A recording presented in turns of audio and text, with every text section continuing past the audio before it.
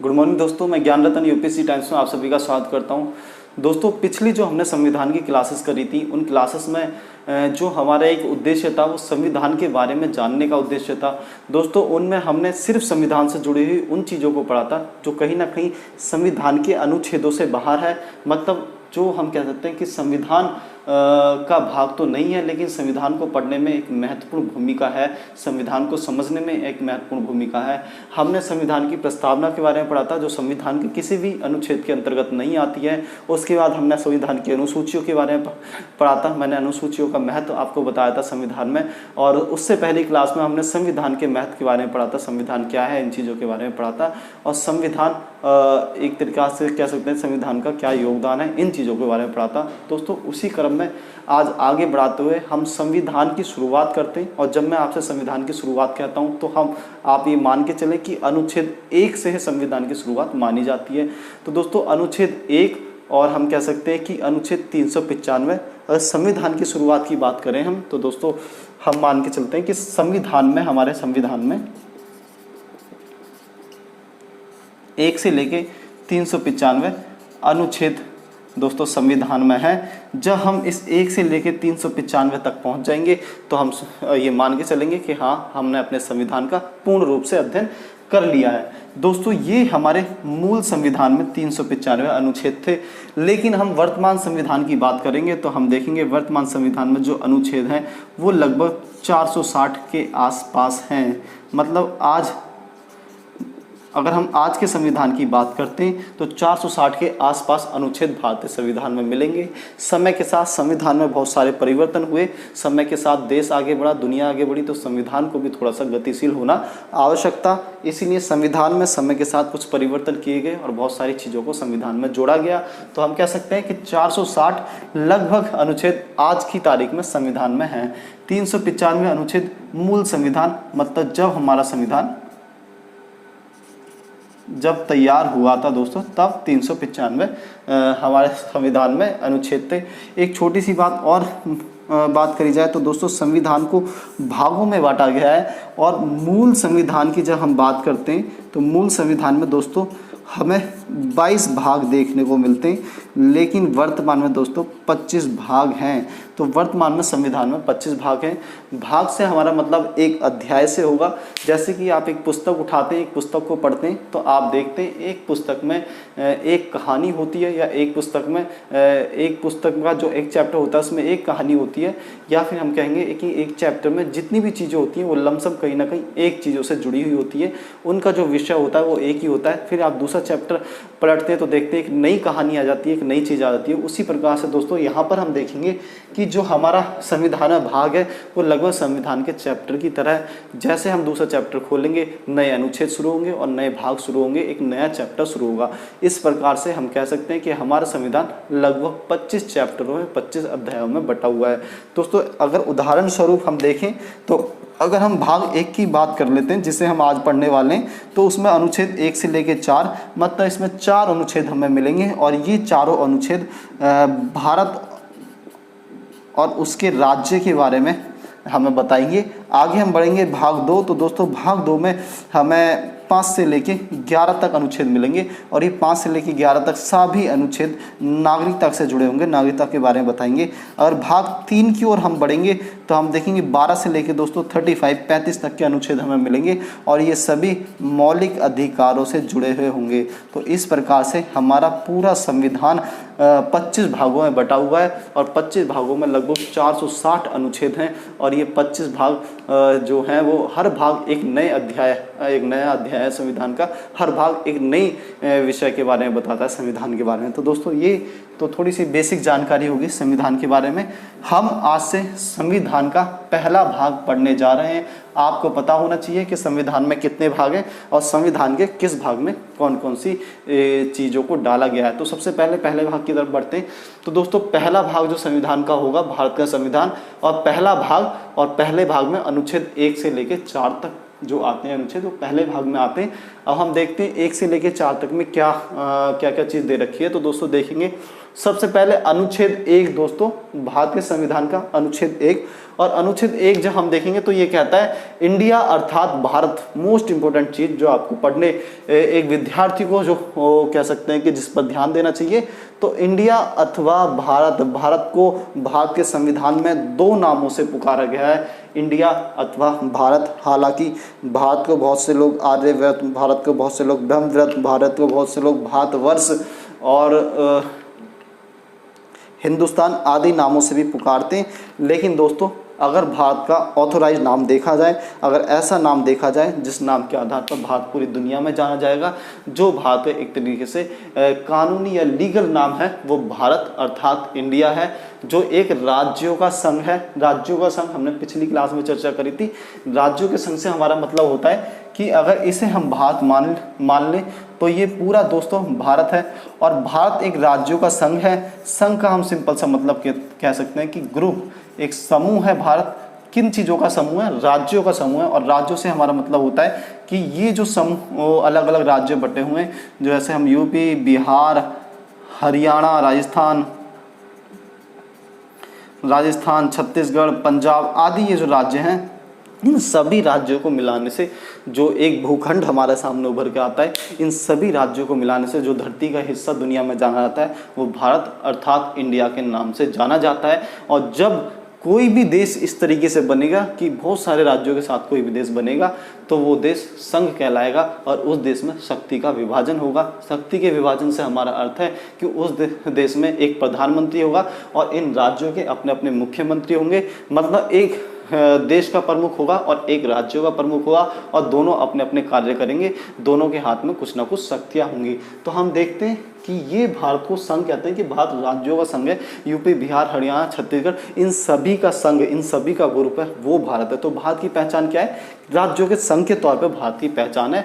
भारत को इंडिया अर्थात भारत कहा गया है भारतीय संविधान में। अगर हम संविधान की प्रस्तावना को देखेंगे तो उसमें ही भारत को इंडिया अर्थात भारत कहा गया है। आगे बढ़ते हैं। संसद विधि द्वारा संघ में नए राज्यों, तो इसमें थोड़ा सा और देख लेते हैं कि इसमें बस भारत के बारे में जिक्र करा गया है पहले अनुच्छेद में, कि भारत क्या है, इस चीज़ का जिक्र हमें अनुच्छेद पहले में मिलता है। तो भारत किन चीज़ों से मिलकर बनाए, इस चीज़ों का जिक्र हमें संविधान के पहले अनुच्छेद में मिलता है।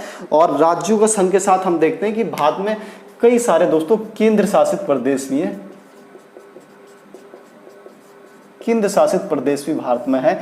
केंद्र शासित प्रदेशों से हमारा मतलब होता है कि कुछ क्षेत्र भारत के ऐसे हैं जो पूर्ण राज्य नहीं हैं, कुछ कारणों से, कुछ कारणों के परिणाम स्वरूप उन्हें पूर्ण राज्य का दर्जा नहीं दिया गया है। ऐसे क्षेत्र भी भारत का हिस्सा माने जाएंगे। अगर उदाहरण स्वरूप हम देखें तो दिल्ली इसमें एक महत्वपूर्ण उदाहरण है, चंडीगढ़ एक महत्वपूर्ण उदाहरण है, पांडिचेरी एक महत्वपूर्ण उदाहरण है, दमन, दीप, अंडमान, ये सारे वो प्रदेश हैं दोस्तों जो पूर्ण रूप से राज्य नहीं हैं, लेकिन अर्ध रूप से इन्हें राज्य माना जाता है। कुछ कुछ हद तक इन्हें राज्य माना जा सकता है, और ये भी भारत का हिस्सा रहेंगे। तो भारत अपने राज्यों से, अपने केंद्र शासित प्रदेशों से मिलकर जो भूमि हमारे सामने उभर कर आती है, उस भूमि को राज्य कहते हैं। तो दोस्तों ये सभी पहला जो अनुच्छेद है, ध्यान रखें, वो भारत के बारे में जिक्र करता है कि आखिरकार भारत है क्या।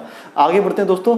संसद विधि द्वारा संघ के नए राज्यों का प्रवेश या उनकी स्थापना कर सकेगी। संसद विधि द्वारा, संसद जो देशी संसद होगी वो विधि द्वारा मतलब कानून के द्वारा, एक प्रक्रिया के द्वारा संघ में नए राज्यों का प्रवेश या उनकी स्थापना कर सकेगी। संघ में नए राज्यों का प्रवेश या उनकी स्थापना कर सकेगी। दोस्तों संघ का क्या मतलब होता है, मैंने अभी आपको बता दिया।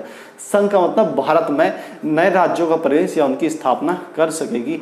दोस्तों अगर हम मान के चलते हैं कि नए राज्यों से हमारे क्या मतलब है, कुछ राज्य अगर भारत का पड़ोसी राज्यों से युद्ध छिड़ जाता है, पड़ोसी देशों से युद्ध छिड़ जाता है, पाकिस्तान से युद्ध छिड़ जाता है और भारत पाकिस्तान के कुछ क्षेत्रों को जीत लेता है, तो भारत उन क्षेत्रों का विलय अपने साथ में कर सकता है, मतलब उस क्षेत्र पर अपना कब्जा कर सकता है, और कब्जा करने के साथ उस क्षेत्र को भी अपना एक नया राज्य बना सकता है। तो यही चीज़ जो हमें मिलती है कि नए राज्यों का जो भारत में विलय होगा, जो नए राज्य भारत में जुड़ेंगे, उसकी विधि वो किस प्रकार से भारत में जुड़ेंगे, वो अनुच्छेद 2 हमें बताता है। अगर हम उदाहरण स्वरूप देखें दोस्तों, तो सिक्किम इसका एक महत्वपूर्ण उदाहरण है। दोस्तों सिक्किम, अगर सिक्किम के बारे में हम पढ़ें तो हमें पता चलेगा कि सिक्किम, तो दोस्तों उदाहरण स्वरूप हम देखें तो सिक्किम का नाम दोस्तों महत्वपूर्ण है। सिक्किम दोस्तों 35वें संविधान संशोधन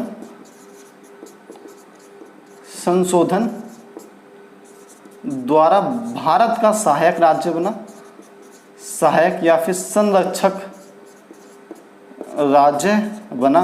दोस्तों जिस समय भारत में इंदिरा गांधी का शासन था और चाइना से लेके हमारे कुछ ना कुछ हमेशा से मतभेद चलते रहे हैं, और चाइना से लेके जो मतभेद थे, इंदिरा गांधी कह सकते हैं कूटनीतिक रूप से एक बहुत सफल प्रधानमंत्री थी, कह सकते हैं कि बहुत ज़्यादा इंटेलेक्चुअल प्रधानमंत्री थी, तेज तर्रार और आक्रामक प्रधानमंत्री इंदिरा गांधी रही हैं। तो इंदिरा गांधी यहाँ पर सिक्किम का महत्व समझती थी, वो इस चीज़ को बहुत अच्छे से जान गई थी कि अगर हमें चाइना को रोकना है या फिर हमें चाइना का रास्ता बंद करना है तो हमें सिक्किम को अपने राज्य में, अपने देश में विलय करना होगा। और इसी कह सकते हैं इसी भावना से प्रेरणा प्राप्त करते हुए सिक्किम के सामरिक महत्व को देखते हुए दोस्तों, सामरिक महत्व मतलब सेना महत्व देखते हुए, सेना के महत्व को, सेना के अनुसार सिक्किम के महत्व को देखते हुए, या फिर हम कहते हैं सुरक्षा के अनुसार सिक्किम के महत्व को देखते हुए इंदिरा गांधी ने सिक्किम को सहायक राज्य बनाया। और उसके तुरंत बाद 36वें संविधान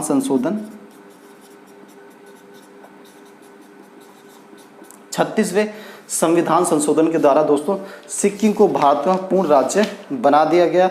और ये 1975 में दोस्तों 1975 में ये संशोधन किया गया और इस प्रकार सिक्किम भारत का 22वां राज्य बना। इस प्रकार सिक्किम भारत का 22वां राज्य बना। सिक्किम के बारे में कहा जाता है कि सिक्किम के जो राजा थे, रानी थे, वो कभी भी नहीं चाहते थे कि सिक्किम का विलय भारत में हो, लेकिन इंदिरा गांधी के द्वारा एक बहुत बड़ी सेना सिक्किम में भेजी गई और वहाँ के राजा डर के मारे वहाँ की रानी वानी को छोड़ के भाग गए। और बाद में आर्मी ने कुछ ही मिनटों में, कह सकते हैं कुछ ही मिनटों में, कुछ ही घंटे में पूरी सिक्किम पर कब्जा कर लिया भारत की आर्मी ने, और सिक्किम को संविधान में संशोधन करके भारत दूसरे अनुच्छेद के अनुसार भारत का राज्य बना दिया गया। तो दोस्तों ये सिक्किम की कहानी है। और अनुच्छेद दूसरा कहता है जब नए राज्य भारत में प्रवेश करेंगे तो इस प्रकार से ही प्रवेश करेंगे। दोस्तों आगे बढ़ते हैं। आगे हम संविधान के 30वें अनुच्छेद के बारे में बात करते हैं। तो 30वां अनुच्छेद कहता है कि राज्यों के नाम, सीमा या दो से अधिक राज्यों को मिलाकर एक क्षेत्र बनाना या किसी राज्य में 2 राज्य बनाना आदि अधिकार संसद के पास है। तो 2 राज्यों की सीमाएं परिवर्तित करना, 2 राज्यों को जोड़कर एक राज्य बनाना, या फिर एक राज्य को तोड़ के 2 राज्य बनाना, या किसी राज्य का क्षेत्र कुछ तोड़कर वो दूसरे राज्य में जोड़ना, राज्य का नाम बदलना, सीमा बदलना, ये जो सारे अधिकार हैं संसद के पास हैं और संसद ही ये कार्य कर सकती है। तो संसद ये कार्य कैसे करेगी, इस चीज़ के बारे में हम जानते हैं। दोस्तों हाल में एक 2014 में हम देखेंगे, अगर एग्जाम्पल के तौर पर देखें तो तेलंगाना एक नया राज्य बना। तेलंगाना एक नया राज्य बना और जिसे वो आंध्र प्रदेश से अलग किया गया, इसका ये उदाहरण।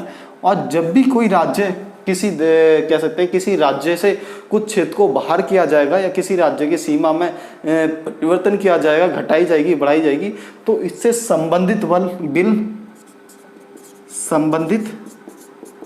बिल राष्ट्रपति की पूर्व मंजूरी के बाद ही संसद में पेश होगा।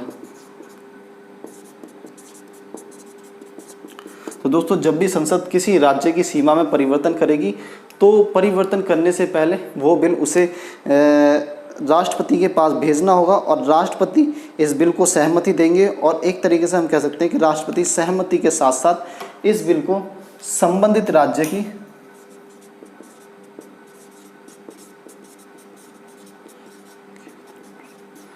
विधान मंडल भेजेंगे।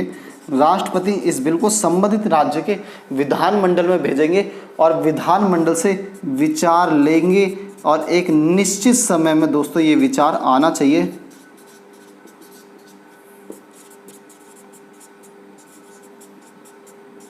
निश्चित समय में विचार आना चाहिए।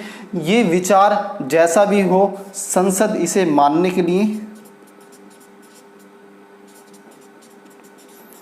मानने के लिए बाध्य नहीं है। सपोज करो कि राष्ट्रपति की सहमति मिल गई और राष्ट्रपति की सहमति के बाद एक बिल जो संसद में पेश करा गया और उस बिल को संसद में जब राष्ट्रपति के पास पेश करा जाएगा उस बिल को, तो राष्ट्रपति की जिम्मेदारी दोस्तों, राष्ट्रपति की ये ड्यूटी होगी कि राष्ट्रपति उस बिल को संबंधित राज्य की विधानमंडल में भेजे।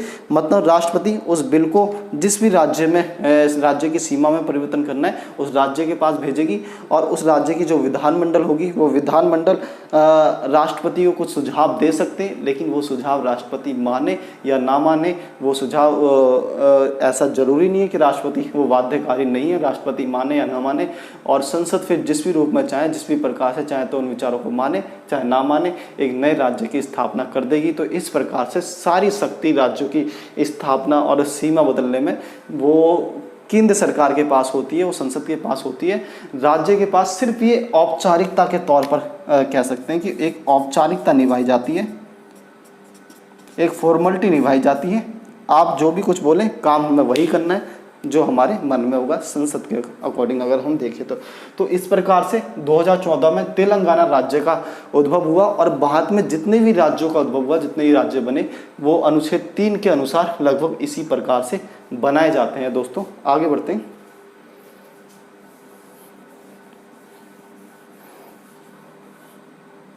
आगे बढ़ेंगे दोस्तों तो आगे हम देखेंगे अनुच्छेद चौथा, और अनुच्छेद जब चौथा देखेंगे तो इसे संविधान संशोधन नहीं माना जाएगा। दोस्तों मोस्ट इंपोर्टेंट बात, जब सरकार कोई भी इस तरीके से सरकार कोई भी राज्य को बनाएगी तो उसे संविधान संशोधन नहीं माना जाएगा। संविधान कहता है अनुच्छेद 368, अगर संविधान में कोई भी परिवर्तन होता है तो 368 संशोधन की प्रक्रिया बताता है। लेकिन अगर हम भारत में जो 30 राज्य की जगह 31 राज्य 32 राज्य कर देते हैं, 29 राज्य कर देते हैं, तो ये कोई बड़ी बात नहीं है। इसके बारे में ज़रूरी नहीं है कि ये संविधान में संशोधन करके हो, ये देश की कार्यपालिका भी कर सकती है। मतलब संसद मतलब हम कह सकते हैं कि चुनी हुई सरकार ये कार्य कर सकती है। दोस्तों हम देखेंगे कि 1960 में बेरुवाड़ी क्षेत्र जो दोस्तों पश्चिम बंगाल में था, 1960 में बेरुवाड़ी क्षेत्र जो पश्चिम बंगाल में था, इस क्षेत्र को पाकिस्तान को दिया गया, पाकिस्तान को दिया गया। ऐसा क्यों करा गया? क्योंकि दोस्तों अंतर्राष्ट्रीय स्तर पर शांति स्थापित करने के लिए दो देशों के बीच में कभी कभी ऐसा होता है, सीमा को लेकर विवाद होता है कि ये क्षेत्र मेरा और ये क्षेत्र आपका है। तो यहाँ पर एक समाधान हो जाता है। समाधान ये हो जाता है कि ठीक है, जो क्षेत्र आपका है वो आप हमें दे दो, वो आप हमसे ले लो, जो हमारा क्षेत्र आपकी सीमा में आ रहा है वो आप हमें दे दो। और इस तरह की जो प्रधानमंत्री कभी कभी देखते हैं बाहर जाते हैं और वो कभी कभी अनाउंसमेंट कर देते हैं, ठीक है हमने ये समझौता कर दिया बांग्लादेश के साथ, ठीक है हमने पाकिस्तान के साथ ये समझौता कर लिया। उसी प्रकार से दोस्तों पाकिस्तान को दिया गया बेरुवाड़ी क्षेत्र 1960 में। और ये एक मुद्दा था जिसमें राष्ट्रपति द्वारा एससी से सर्वोच्च न्यायालय से सलाह ली गई कि इस सलाह में अगर ऐसा होता है तो क्या भारत को ये अधिकार है, भारतीय संसद को ये अधिकार है कि वो अपने क्षेत्रों को, अपने कह सकते हैं अपने देश को किसी और देश को दे दे, अपने देश के राज्यों को, क्षेत्रों को किसी और देश को दे दे। तो यहाँ पर सर्वोच्च न्यायालय ने कहा नहीं, संसद को राज्य की सीमा या क्षेत्र को किसी और देश को देने का अधिकार नहीं है। दोस्तों संसद को ये अधिकार नहीं है कि वो भारत की भूमि को किसी और देश को दे दे। अगर संसद को ये अधिकार नहीं है कि भारत की भूमि को किसी और देश को दे दे, तो भारत पाकिस्तान के बीच में जो सीमा विवाद है, भारत बांग्लादेश के बीच में जो सीमा विवाद है, भारत चाइना और भारत म्यांमार के बीच में जो सीमा विवाद है, हम उसको कैसे सुलझाएंगे। तो दोस्तों यहाँ पर एक व्यवस्था आई कि यहाँ पर अगर दोस्तों अंतर्राष्ट्रीय समझौते की बात होती है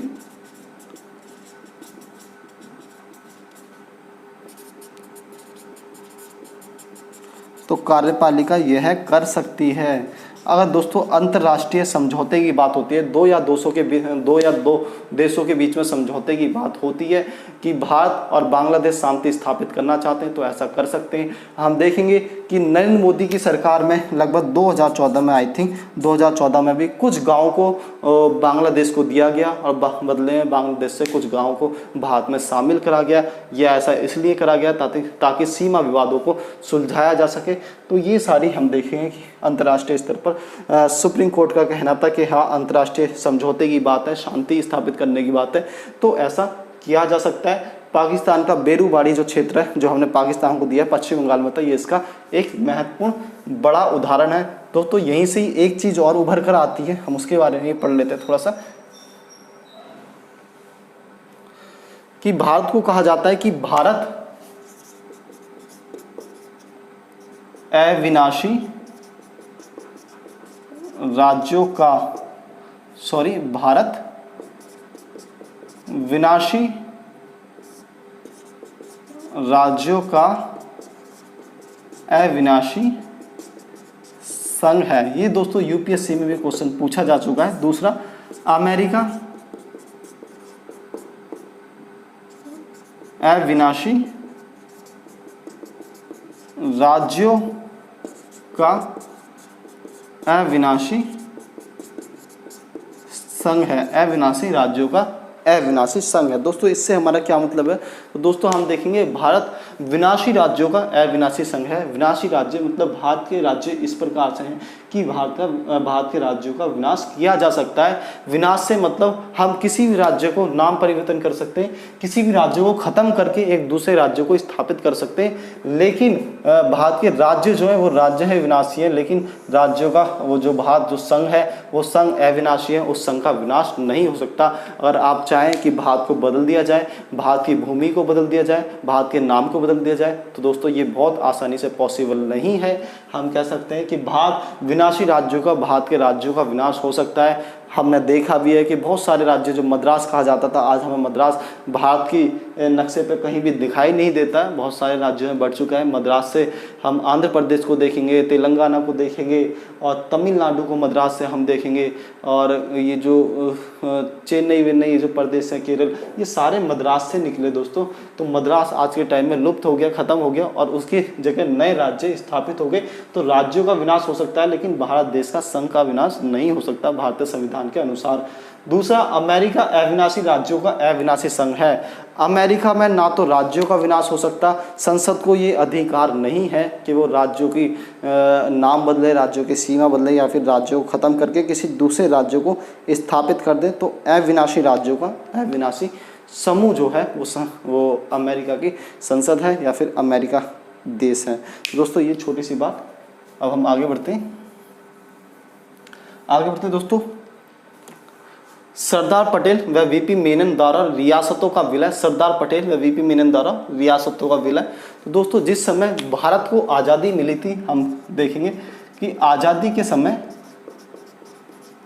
भारत में लगभग 600 रियासतें थी दोस्तों, और अंग्रेजों ने एक फरमान जारी करा, लैप्स ऑफ कोलैप्स के नाम से इसे जानते हैं, लैप्स ऑफ पैरानोमासी के नाम से भी जानते हैं, कि अंग्रेजों ने एक फरमान जारी करा और वो फरमान था, वो कानून था कि ये जो रियासतें ये चाहे तो भारत में मिल जाए,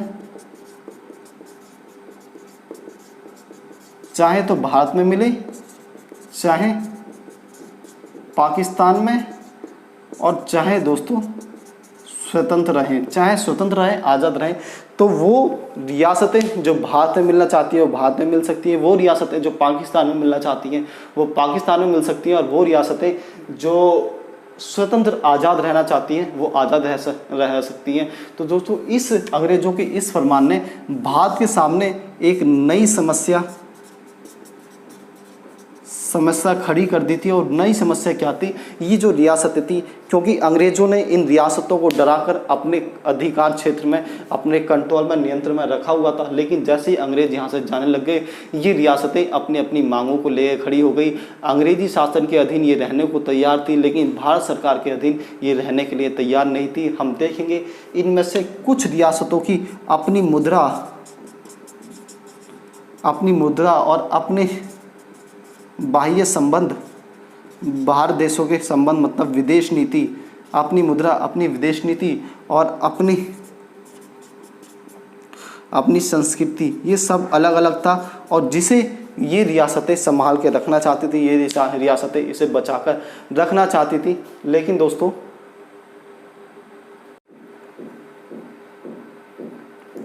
तो देखिए कि दोस्तों इनमें से अपनी मुद्रा और बाह्य संबंध इनके अपने थे। विदेश ये एक स्वतंत्र देश की तरह, हम कह सकते हैं कि स्वतंत्र देश की तरह, एक आज़ाद देश की तरह व्यवहार करने लग गई थी और अपनी आज़ादी को बचाए रखना चाहती थी। इनमें जो 3 महत्वपूर्ण जो रियासत के बारे में हम जानते हैं तो दोस्तों हैदराबाद, जम्मू कश्मीर, हैदराबाद, जम्मू कश्मीर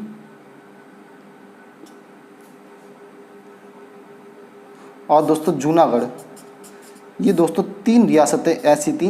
लगभग हम कहते हैं कि 600 रियासत थी और 600 रियासत में से दोस्तों जो 48 रियासत थी ये पाकिस्तान में मिली। मैं इनका विलय हो गया 48 रियासतों का, और जो इसमें से 48 मिलने के बाद जो 552 रियासतें बचती हैं दोस्तों, इन 552 रियासतों में से 549 रियासतों को सरदार पटेल और वीपी मेनन के प्रयासों से, सरदार पटेल और वीपी मेनन के प्रयासों से भारतीय संघ में शामिल कर लिया गया, मतलब भारत में शामिल कर लिया गया।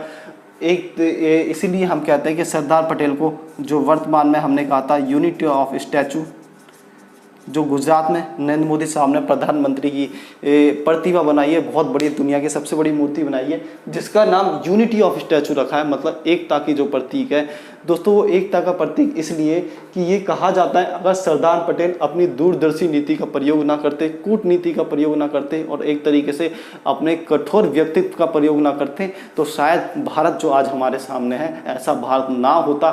भारत की कुछ रियासतें जो भारत के साथ मिलने के लिए तैयार नहीं थी वो पाकिस्तान के साथ मिल चुकी होती, या फिर वो आज़ाद देश बनकर हमें ही आज चैलेंज दे रही होती, चेतावनी दे रही होती। ये सब हम देखते हैं। तो प्रधानमंत्री का सरदार वल्लभ भाई पटेल का, वीपी मेनन का एक बहुत बड़ा योगदान है इससे अखंड भारत को बनाने में, एक भारत को बनाने में। अदरवाइज भारत की जो रियासतें थी वो अच्छी खासी ताकतवर थी, उनकी अपनी सेना हुआ करती थी, वो भारत के सामने नहीं झुकती अगर हम उनसे सॉफ्टली व्यवहार करते। तो यहाँ पर हम देखते हैं, अब आगे बढ़ेंगे। यूनिटी ऑफ स्टैचू कहा गया। आज़ादी के समय 60 रियासतें थी, 549 दोस्तों रियासतों को विलय भारत में कर लिया था, लेकिन 3 रियासतें, एक हैदराबाद, एक जम्मू कश्मीर और एक जूनागढ़, ये तीनों रियासतें भारत सरकार के लिए एक बड़ा सिरदर्द बन गई थी, जो भारत में किसी प्रकार से शामिल होने के लिए तैयार नहीं थी। दोस्तों थोड़ा सा इन रियासतों के बारे में पढ़ लेते हैं।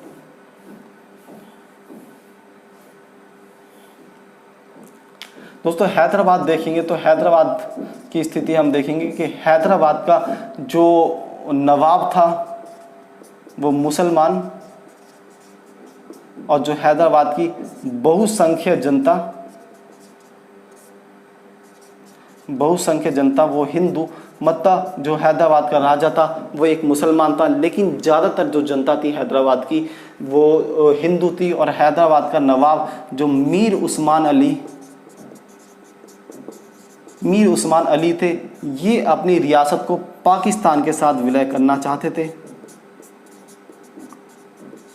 या आज़ाद रखना चाहते थे। जब भारत सरकार ने ये आज़ाद रखना चाहते थे, लेकिन जब भारत सरकार ने इन पर दबाव बनाया तो ये पाकिस्तान के साथ मिल गए। लेकिन यहाँ पर सरदार पटेल ने कठोर नीति का पालन करा, कठोरता से इस मुद्दे को लिया, और यहाँ पर हम कहेंगे कि भारत सरकार द्वारा, भारतीय सेना द्वारा दोस्तों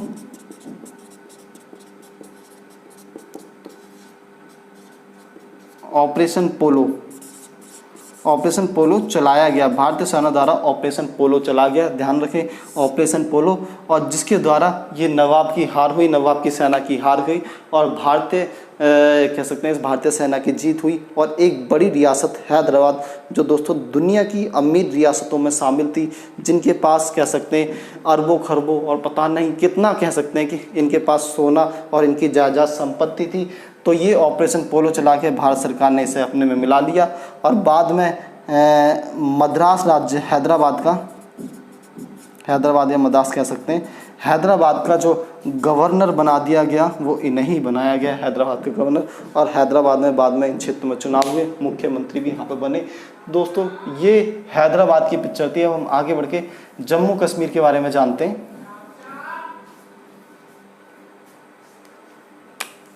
देखते दोस्तों जम्मू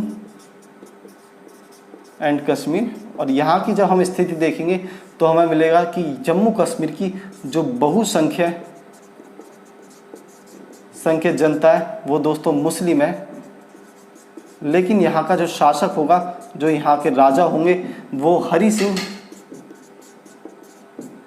यहाँ के राजा वो दोस्तों एक हिंदू होंगे। और यहाँ पर एक समस्या आएगी, हरि सिंह जम्मू कश्मीर को एक आज़ाद देश रखने के इच्छुक होंगे। दोस्तों हरि सिंह चाहेंगे कि जम्मू कश्मीर एक आज़ाद देश रहे, लेकिन क्योंकि जम्मू कश्मीर की अगर हम स्थिति को देखते हैं तो जम्मू कश्मीर के इधर की साइड हम पाकिस्तान को देखते हैं दोस्तों, और ऊपर हम यहाँ पर चाइना को देखेंगे, और इधर हम कह सकते हैं कि यहाँ पर भारत।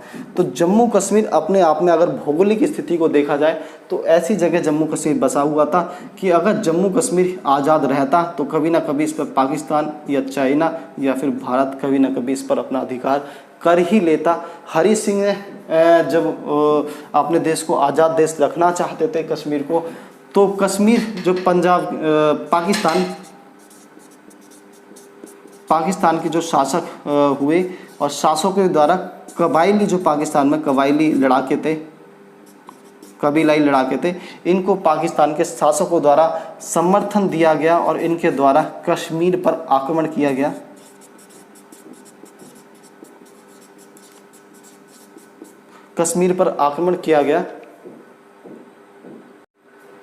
तो दोस्तों कश्मीर पर आक्रमण कर दिया कबायली लोगों ने, और जब कबायली लोगों ने कश्मीर पर आक्रमण करा और कश्मीर में कह सकते हैं कश्मीर में इन्होंने घुसपैठ जो थी वो बहुत अंदर तक कर दी थी, कश्मीर में अंदर तक घुस गए थे।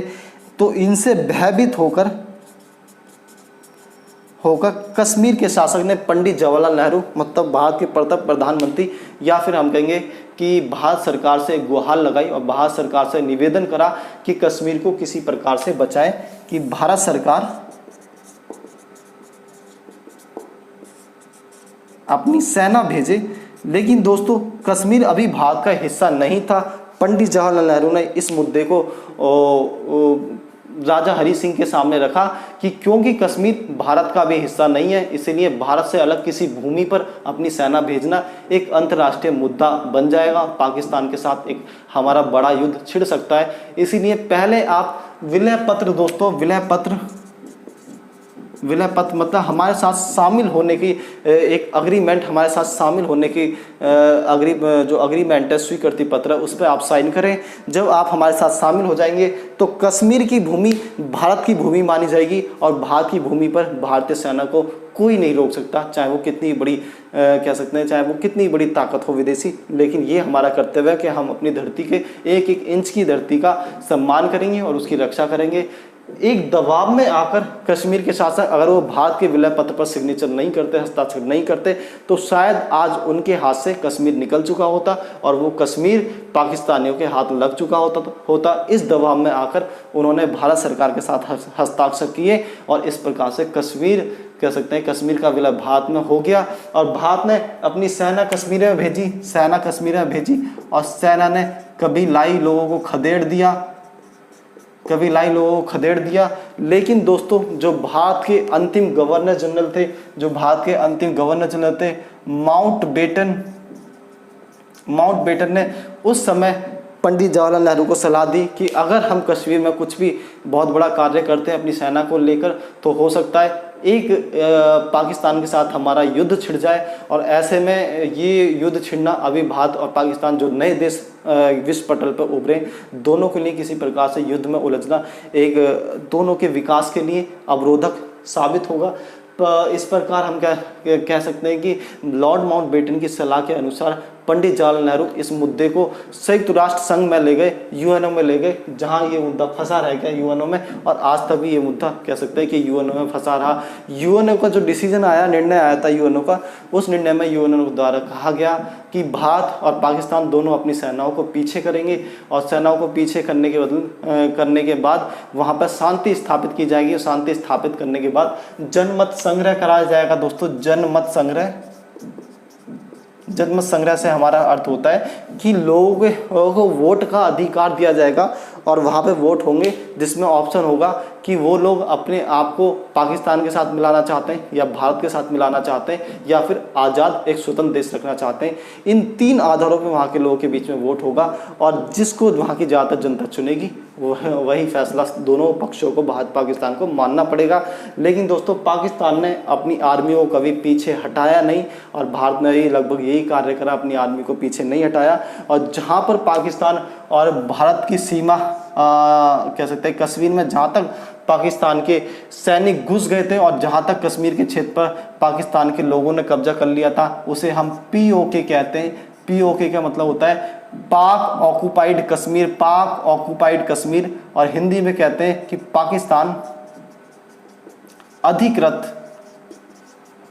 कश्मीर। दोस्तों, पाकिस्तान अधिकृत कश्मीर, और इसी कश्मीर को जो पाकिस्तान कहता है वो आज़ाद कश्मीर कहता है। पाकिस्तान का मानना है ये कश्मीर का वो हिस्सा है जिसे उसने आज़ाद करा दिया है, भारत से आज़ाद करा दिया, तो पाकिस्तान उसे आज़ाद कश्मीर कहता है, और हम उसे POK कहते हैं, पाक ऑक्युपाइड कश्मीर। और यही एक तरीके से भारत और पाकिस्तान की सीमा बन के रह गई है। हम देखेंगे आज अगर बात करते हैं तो POK में जो है अपने शासन को और अच्छे से स्थापित करने के लिए, यहाँ के लोगों को और अपने से जोड़ने के लिए पाकिस्तान ने इसे अपना प्रांत भी बना लिया है। पाकिस्तान यहाँ के शासन प्रशासन पर भी काफ़ी ध्यान दे रहा है। तो ये लगभग जम्मू कश्मीर का पूरा मुद्दा था दोस्तों। अब आगे बढ़ते हैं हम थोड़ा सा, और आगे बढ़ते हुए जूनागढ़ को थोड़ा समझने का प्रयास करते हैं।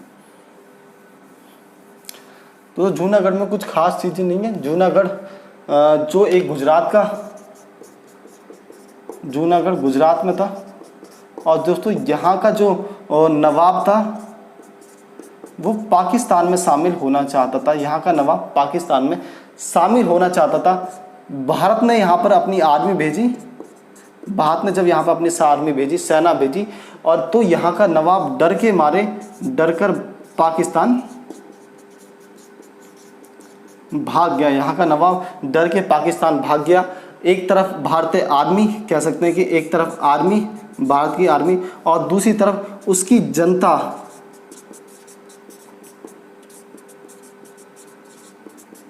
उसकी जनता ने उसके खिलाफ विद्रोह शुरू कर दिया था। दोस्तों, उसकी जनता नहीं, उसके खिलाफ विद्रोह कर दिया था, क्योंकि यहाँ की बहुसंख्यक जो जनता थी वो हिंदू थी, और यहाँ का नवाब मुसलमान था। तो हिंदू जनता का जो पक्ष था वो भारत के साथ था। बहुसंख्यक जनता जो थी वो उन्होंने इस यहाँ के नवाब के खिलाफ आंदोलन शुरू कर दिया, विद्रोह शुरू कर दिया। डर के मारे नवाब यहाँ से भाग खड़े हुए, और जब डर के मारे नवाब यहाँ से भाग खड़े हुए, भारतीय आर्मी आई और इस क्षेत्र पर कब्जा कर लिया। और कब्जा कराने के बाद हमने दोस्तों जनमत संग्रह यहाँ पर कराया। जनमत संग्रह जो मैंने आपको अभी समझाया था, और इस जनमत संग्रह में लगभग 98% दोस्तों लोगों ने, लगभग 98% लोगों ने भारत के पक्ष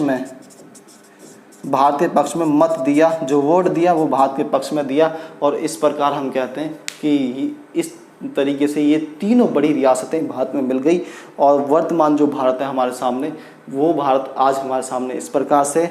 इसके लिए हमें धन्यवाद देना चाहिए दोस्तों, उस समय के राजनेताओं का, बुद्धिजीवियों का धन्यवाद देना चाहिए, खासकर सरदार वल्लभ भाई पटेल का, VP मेनन का, जिनकी दूरदर्शिता, जिनकी कूटनीति, जिनकी कठोर नीति, और एक भारत को, पूरे संपूर्ण भारत को, कह सकते हैं पूर्ण भारत को एक बनाने का सपना उन्होंने साकार करा, और आज हम इस भारत में हैं। तो हम सल्यूट करते हैं अपने देश के सभी स्वतंत्रता सेनानियों को, अपने देश के उन सभी महान बुद्धिजीवियों को जिनकी बदौलत आज हम इस भारत में सर्वाइव कर रहे हैं जीवन में और आज़ादी का फ़ायदा उठा रहे हैं। तो दोस्तों आज की वीडियो यहीं तक रहेगी। आज की क्लास बहुत ज़्यादा लंबी हो जाएगी, तो इसीलिए हम ये जो बचे हुए जितने भी मुद्दे टॉपिक्स हैं, जितने भी छोटे छोटे बिंदु हैं, इन्हें अगली क्लास में समाप्त करेंगे।